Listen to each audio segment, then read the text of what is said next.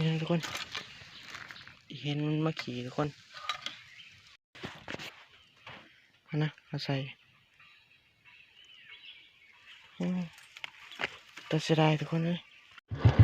สบายดีคนน้องวัดสุวรรณเนาะนี่เขาเสียงว่าพยายามกับดักดูเนาะเสียงใส่ไว้บ้านนี่นะทุกคนแต่ว่ามันเป็นทางที่น้องเบิ่งจากว่าเขาผมจะเอาโทรศัพท์มานะไปเบิ่งกันเลยทุกคนว่าเขาสิมาเนี่ยเนาะเขาเปิดคลิปอยู่ตรงทางนะ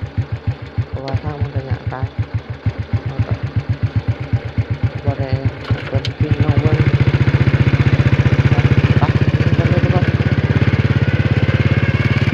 มาเนี่ยครับติดตามกันด้วยมันก็คือมันครับโอ้ทางขยะขยะโคตรเลยไปลงทักมาเนี่ย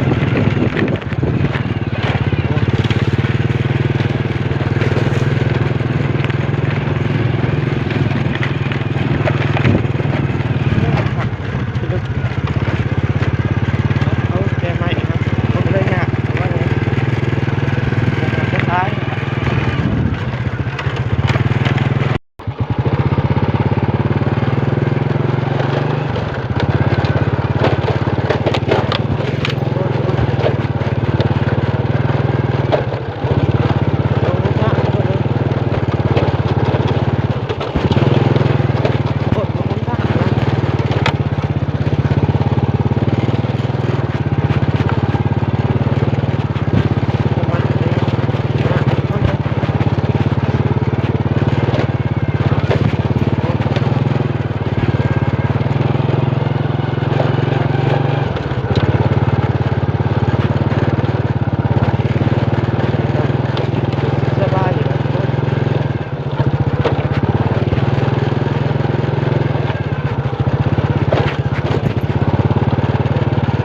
หอดแล้วทุกคน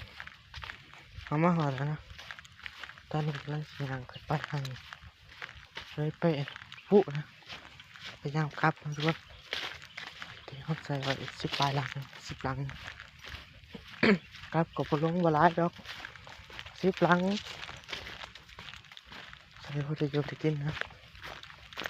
ถึงจะบ่อนะพอเขาก็เธอแหละเที่ยงก่อนนะเพราะว่าอีกจุดประสงค์หนึ่งของนายพันซื้อมาไว้ก็คือที่แรกนายพันคิดว่าสินพระตั้งไพ่ไว้ทุกคนตั้งไว้เพียงแต่จังสิสวยๆจากโอ๊กนายพันยานคนเป็นมากนะคือเห็นสาวบ้านเป็น2 คนมีอะไรเป็นมากนายพันกันเลยมากเลยทุกคนนี่จ้ะอยากเอาเคยใส่ในกระเป๋าเลยนี่พวกนี้นะ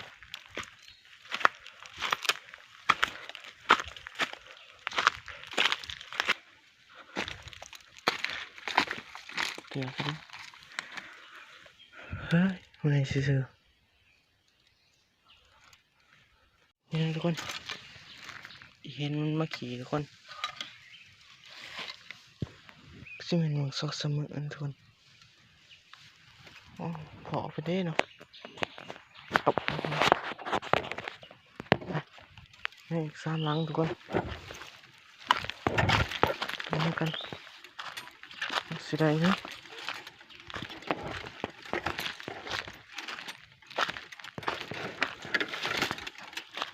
กับมึงสิได้กินเจียวหรือสิจังไดคนไปลุ้นไปเบิ่งกัน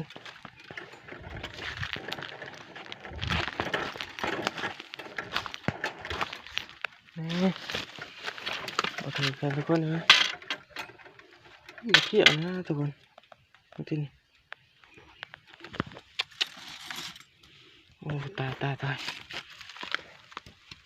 ทุกคน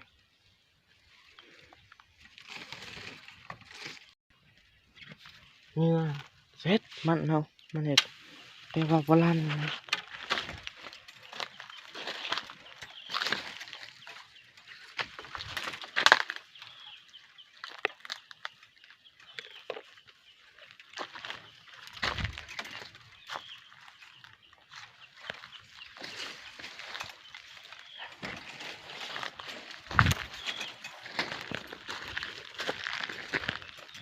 สุดท้ายทุกคน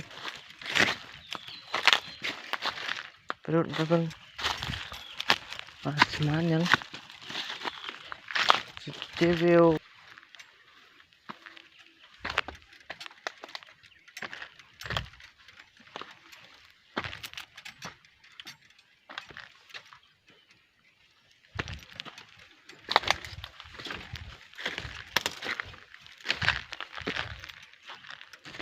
โอ้ยเจวิลคือเก่าทุกคนนะ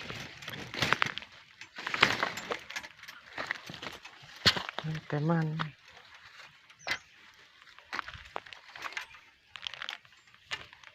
หมอกลงแห้งเท่าไรทุกคน